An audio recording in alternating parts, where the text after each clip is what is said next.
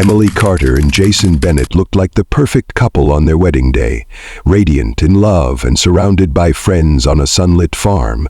But just 2 hours after saying "I do," Emily vanished without a trace. What followed was a chilling unraveling of secrets, betrayal, and a murder that no one saw coming. Emily Carter had always dreamed of a countryside wedding. Not just any wedding, but one where the rolling hills stretched far into the distance. The air smelled like lavender and hay, and the sound of laughter mingled with birdsong. On a warm September afternoon, that dream came true. Her wedding to Jason Bennett took place at the Maple Ridge Farm, a rustic venue nestled between soft hills and dense woods, the kind of place brides circled in magazines and pinned on vision boards. Everything looked perfect, and for a little while it was. Guests arrived early, greeted by the smell of fresh bread from the stone oven and mason jars filled with wildflowers on every table. Emily's dress was a custom-made lace gown that shimmered just slightly in the sun. Jason wore a classic gray suit, a soft blue tie, and a nervous smile that melted into joy the moment he saw Emily walking down the aisle. The ceremony was simple and heartfelt, set beneath a large oak tree with white petals scattered along the aisle. Friends cried, parents held hands, vows were exchanged with shaking voices and full hearts. After the ceremony, guests mingled by the barn where long wooden tables were set for dinner. A string quartet played softly in the background as people took photos, hugged, and sipped champagne. Emily and Jason looked completely in love, whispering to each other, sneaking kisses, holding hands. The photographer caught dozens of perfect moments, from Emily laughing with her bridesmaids to Jason helping an elderly aunt to her seat. The sun dipped lower, casting a golden glow over everything. It felt like a movie just after 4 p.m. Emily mentioned to Jason that she wanted a few minutes alone before the reception started. It had been a whirlwind, and she needed to breathe, to take in the moment. Lauren Hayes, her maid of honor and best friend since high school, offered to go with her. They planned to take a short walk around the property, just down the path that circled the woods and back. It was something they had done before during the planning visits. It wasn't unusual, and no one gave it a second thought. Jason stayed behind to greet more guests and chat with his groomsmen. As the laughter and music picked up, people assumed Emily was freshening up or posing for more photos somewhere nearby. The reception was set to begin at 5. By 5:30, people started to notice she wasn't back. Her seat at the table remained empty. Her phone was still in the bridal suite, and Lauren was nowhere to be found. What began as a celebration of love would, within hours, become the center of a frantic search. One that would lead to tragedy no one could have predicted. At first, no one panicked. Weddings often came with small delays, and Emily had always liked to take her time with things. Guests assumed she and Lauren had gotten caught up talking or had gone somewhere for last-minute photos. The venue was large, with open pastures, forest trails, and a small pond not far from the barn. It wasn't unusual for people to wander during the lull between ceremony and reception. Jason, though a little concerned, kept smiling and checking his watch. He figured Emily would appear any moment, laughing and apologizing for being late. By 6 o'clock, the mood began to shift. The caterers had started serving hors d'oeuvres. The DJ sat up near the dance floor and tested the speakers, but Emily hadn't returned. Jason walked to the bridal suite and knocked. No answer. Inside, her bouquet still sat on the chair. Her phone was charging beside a half-finished bottle of water. There were no signs she had been back. Some of the bridesmaids started checking around the property. One searched the bathroom, another went to the photographer, thinking maybe Emily and Lauren had been pulled aside for a private shoot. No one had seen them. By 6:30, more people joined the search. Guests formed small groups, calling Emily and Lauren's names as they walked through fields and up dirt trails. Some went to the pond. Others checked cars in the parking area. There was no sign of either woman. The sun was sinking now, the golden light turning darker. shadows growing longer. Jason called Emily's phone again, then Lauren's. Both went straight to voicemail. The venue owners were alerted and they began to assist. Flashlights were handed out. People fanned out into the woods. There was no storm, no dangerous terrain. Just a quiet, expansive property that suddenly felt too big. By 7, someone called the police. When officers arrived, they began taking statements and organizing the search more formally. Dogs were brought in to pick up scent trails. One of them veered toward the edge of the woods, barking and pulling hard. A few yards in, a volunteer froze. Just off the path, partially hidden beneath leaves, lay a white shoe. It was stained red. The heel was broken. A few strands of lace clung to the edge. It was unmistakably Emily's. The farm, that had moments before felt like a wedding dream, had turned cold, silent, and surreal. Something was terribly wrong, and the search was no longer just for someone who wandered off. It was for someone who might never come back. The discovery of the shoe changed everything. Up until that moment, people had held on to hope. Maybe Emily and Lauren had gotten lost. Maybe they were pulling a prank. Maybe there had been some harmless mix-up. But that blood-stained heel, lying in the dirt near the edge of the woods, shattered those hopes instantly. The delicate white fabric, now smeared with a dark red streak, stood out sharply against the fallen leaves and moss. The scene looked wrong, disturbingly wrong. The officer closest to the shoe radioed it in and immediately taped off the area. Guests were told to return to the barn. Search dogs were redirected deeper into the woods. Flashlights moved in nervous zigzags across the trees. The once lively sounds of music and chatter had vanished, replaced by murmurs and footsteps crunching through underbrush. Jason stood near the barn, visibly shaken, rubbing his hands over his face again and again, barely speaking. Friends tried to comfort him, but he barely responded. Everyone's eyes kept drifting toward the woods, waiting for more news, any news. It wasn't just a missing persons case anymore. It was now a potential crime scene. Officers moved quickly. Drone teams were called in to get a thermal read of the surrounding forest. More officers arrived from nearby towns to expand the search area. Within the hour, the entire venue was locked down. Guests were asked to stay put until everyone had given a statement. Some cried. Some sat in stunned silence. Others walked in circles, trying to make sense of what was unfolding. Meanwhile, the forensics team examined the shoe. It had clearly been dragged. There were small scuff marks on the sole, and a bit of torn fabric nearby matched the hem of Emily's dress. There were also faint footprints nearby. Some larger, some smaller, likely belonging to two different people. The prints led deeper into the woods, then disappeared, where the ground grew harder. Still, they gave investigators a starting point. Helicopters circled above while officers moved slowly through the trees, marking every unusual branch, overturned stone, or snapped twig. The search continued well into the night. Lanterns were strung along key paths. A tent was set up near the woods for coordination. Still, there was no sign of Emily, and no sign of Lauren either. As darkness fully settled over the countryside, a sense of dread hung over the venue. A joyful wedding had unraveled into something grim and unexplained. Everyone was thinking the same question, but afraid to say it out loud. If this was just the beginning, how much worse could it get?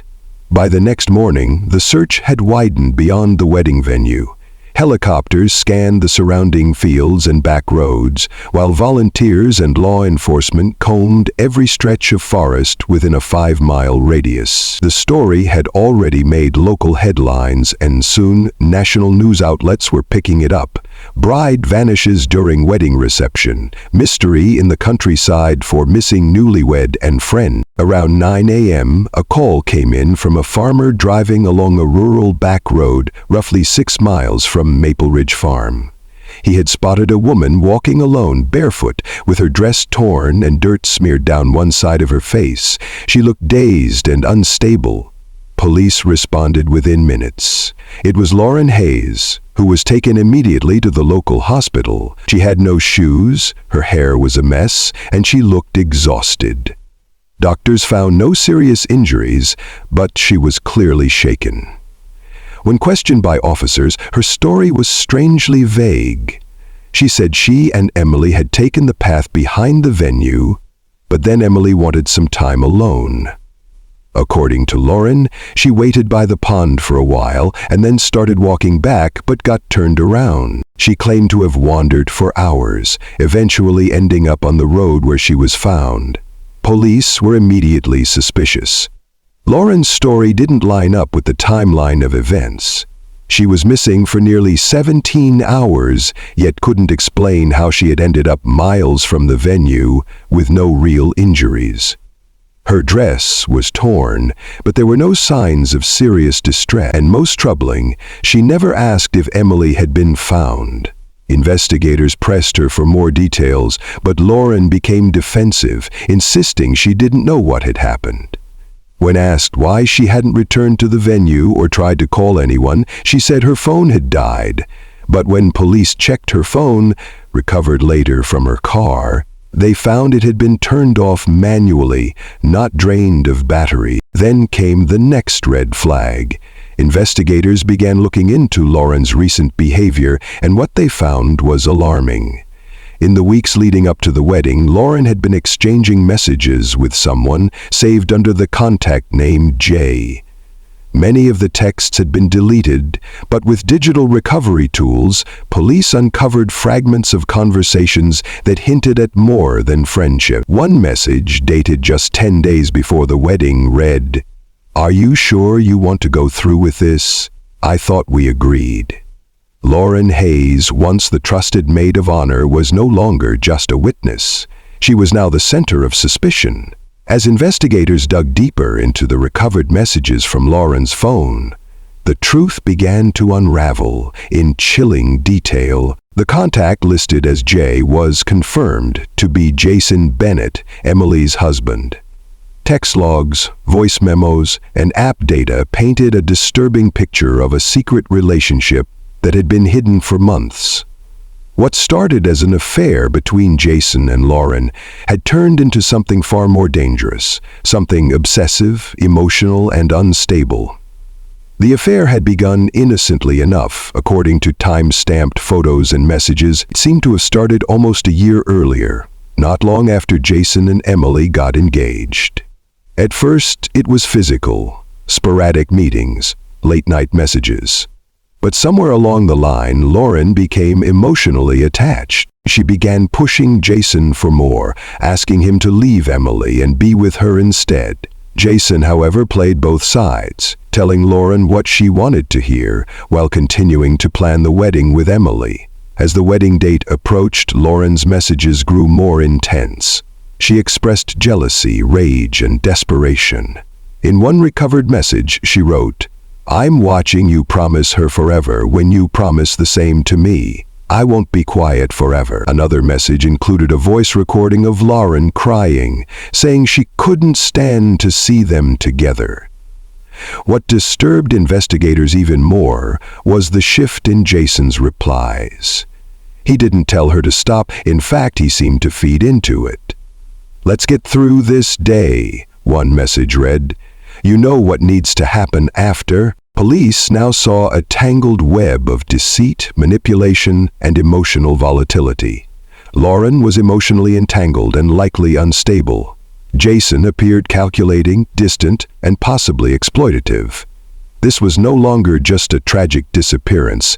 It was looking more and more like a premeditated plan that went far beyond jealousy. The question was, who was truly behind it? And who had the most to gain from Emily Carter's vanishing? 2 days after Emily's disappearance, search teams made a grim discovery that confirmed everyone's worst fears. About half a mile beyond the initial search perimeter, in a remote clearing behind the venue's property line, a cadaver dog led investigators to a patch of recently disturbed soil. The ground was uneven, the dirt looser than its surroundings, and covered with hastily placed branches and leaves. Something about the spot felt unnatural, like it didn't belong. As officers cleared the debris, they uncovered a shallow grave. Wrapped in layers of torn lace and tulle was the body of Emily Carter, still wearing what remained of her wedding dress. Her veil was knotted around her neck, her skin was bruised, and there were clear signs of a violent struggle. The bride, who had only hours earlier been walking down the aisle, was now the victim of a brutal murder. An autopsy later confirmed that Emily had died from strangulation. There were defensive wounds on her hands and arms, indicating she had fought hard in her final moments. Dirt beneath her fingernails showed she had clawed at the ground, perhaps trying to escape. Her time of death was estimated at just after 5:30 p.m., barely an hour after she had last been seen alive. Near the grave, investigators found a large stone stained with traces of blood and a few strands of long brown hair that matched Lauren's.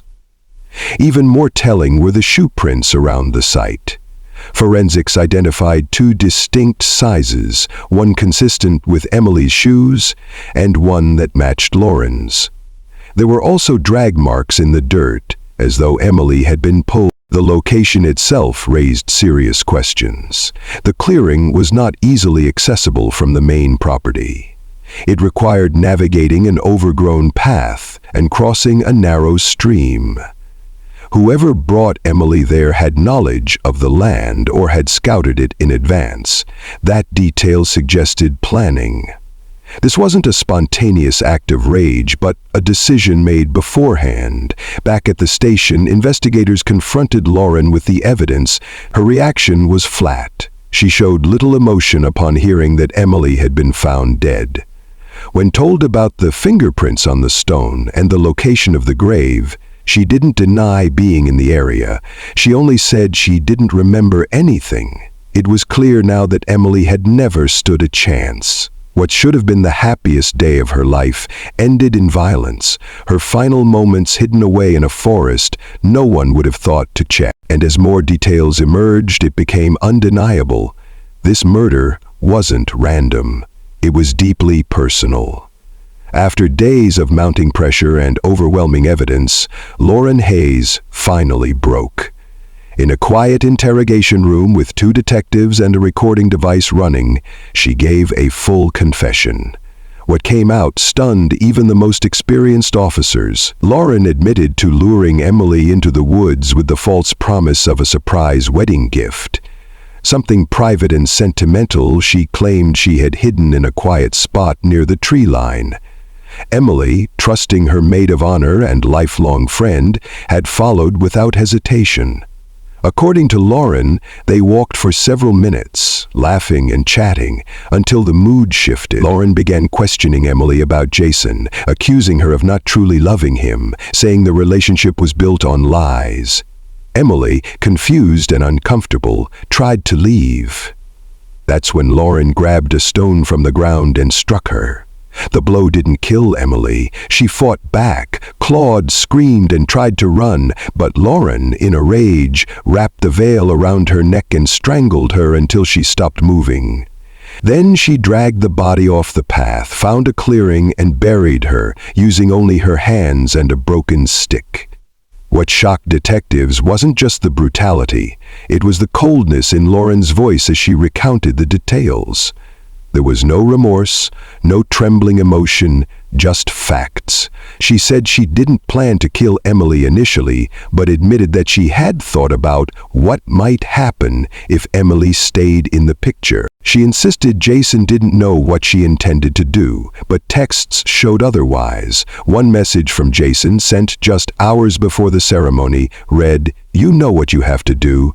Don't lose your nerve." Investigators were quick to note that while Lauren physically committed the murder, she may not have acted alone in spirit. Jason's role remained a gray area. He hadn't been in the woods. He hadn't touched Emily, but he had encouraged Lauren's dangerous fantasies, manipulated her emotions, and potentially set the chain of events in motion. When confronted with Lauren's confession, Jason denied everything. He claimed the messages were taken out of context and that he had never believed Lauren would actually hurt anyone. Despite his denial, the court of public opinion turned swiftly against him. His image as the grieving husband was shattered. What had once looked like a tragic twist of fate now seemed like something far more deliberate. Jason wasn't just a victim of circumstance. He was a key figure in a deadly love triangle that had ended in the murder of his own wife just hours after he vowed to love her forever. As investigators continued piecing together the events leading up to Emily's murder, attention shifted squarely onto Jason Bennett. Though Lauren had confessed to the killing, her story implicated Jason in ways that couldn't be ignored. He'd claimed innocence, insisting he had no knowledge of Lauren's intentions, but evidence told a different story. And what police discovered next only deepened their suspicions. Forensic analysis of Jason's phone revealed a pattern of deleted messages, not just with Lauren, but with 2 other contacts linked to encrypted messaging apps.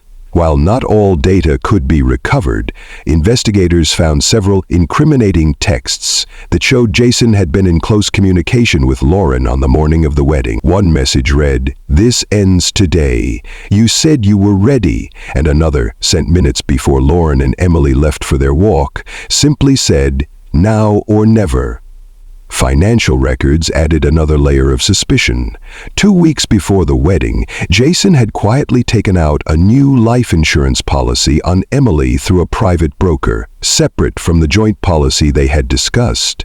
This one named Jason as the sole beneficiary, and it included a significant payout for accidental death. The timing was too precise to dismiss as coincidence.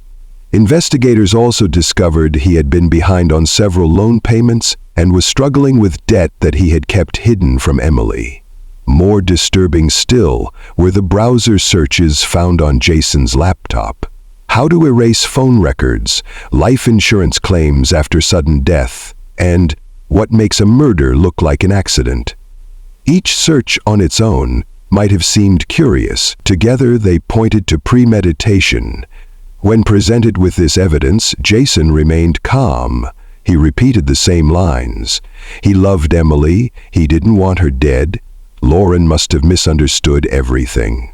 He claimed he was only trying to calm her down in the texts, to keep her from ruining the wedding. But jurors later questioned why someone trying to defuse a situation would send messages like, "This ends today," or "Don't back out."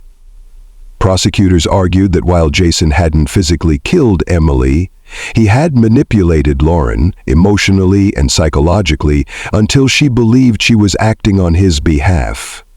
His silence and encouragement were enough to make him complicit. It wasn't about what he did with his hands. It was about what he planted in someone else's mind. By now, the narrative was clear. Lauren may have been the one who carried out the act, but Jason had laid the groundwork. The murder wasn't random. It was the tragic outcome of calculated deception, selfish ambition, and a complete betrayal of trust. The courtroom was packed on the first day of Lauren Hayes' trial. Reporters lined the steps outside, camera flashes popping, as the woman once seen as a loyal friend and bridesmaid walked past in handcuffs, her expression blank. The trial drew national attention, not only because of the brutality of the crime, but because of the strange, twisted love triangle at its center. Everyone wanted to know why and how a wedding turned into a murder scene. Prosecutors wasted no time laying out their case. They detailed Lauren's obsession with Jason, the affair, the threatening messages, and her manipulation of Emily's trust. They played clips from Lauren's confession and showed photos of the crime scene. The jury saw the bloody shoe, the torn veil, and the shallow grave. Forensic experts explained how the bruising patterns matched Lauren's grip, and how the stone found nearby bore her fingerprints and Emily's blood. Lauren's defense attorneys claimed she suffered from a dissociative mental break and had not intended to kill Emily. They argued she had been emotionally abused by Jason and pushed to the edge by his mixed signals, but the confession was too clear, too detailed. The jury didn't buy the temporary insanity plea. After 6 days of testimony and only 4 hours of deliberation, Lauren was found guilty of first-degree murder. The judge sentenced her to life in prison without the possibility of parole. Jason's trial began 2 months later. Though he wasn't charged with murder, he faced counts of conspiracy, obstruction of justice, and aiding and abetting. His defense tried to portray him as a victim of Lauren's obsession, a man caught in a storm of lies and emotional manipulation. But the prosecution showed a different picture. Jason as a cold planner who knowingly fueled Lauren's delusions and said nothing when he could have stopped everything. They presented the texts, the insurance policy, the secret meetings. Witnesses testified that Jason had often expressed doubts about marrying Emily, even as late as the rehearsal dinner. Though the evidence was mostly circumstantial, it was enough. Jason was convicted on all charges and sentenced to 18 years in prison.